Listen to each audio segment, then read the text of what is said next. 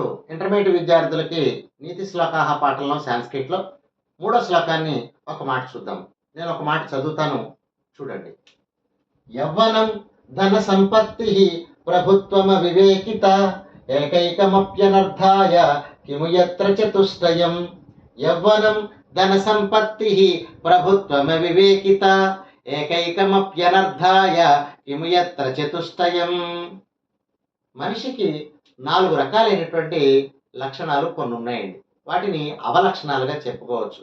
ఇందులో ఈ 4 లక్షణాల్లో ఏ ఒక్క లక్షణం ఉన్నప్పటికీ కూడా అతనికి కీడును కలిగిస్తాయి. మరి అలాంటప్పుడు అవన్నీ కూడా కలిసి ఉంటే పరిస్థితి ఏమిటో ఈ శ్లోకంలో మనం చెప్పుకోవచ్చు. అందులో మొట్టమొదటిది యవ్వనం. యవ్వనం అంటే మంచి వయసులో ఉండడం. మంచి వయసులో ఉన్నటువంటి వాళ్ళు ఏం పని చేస్తారో వాళ్ళకే తెలియదు. తప్పు పని చేసే అవకాశం కూడా ఉంది. ధన సంపత్తి, డబ్బు బాగా ఉన్నప్పుడు దేనికైనా చెడ్డ పనికి వెనకాడు ఎవడైనా సరే. తర్వాత ప్రభుత్వం.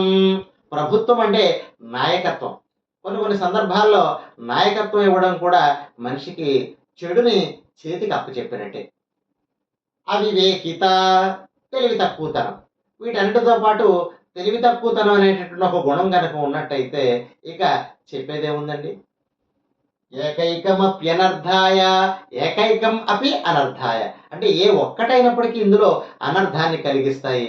మరి కిము యత్ర చతుష్టయం, ఈ 4 కలిసి ఉండాలని చెప్పండి. ఉండవలసిన అవసరం లేదే.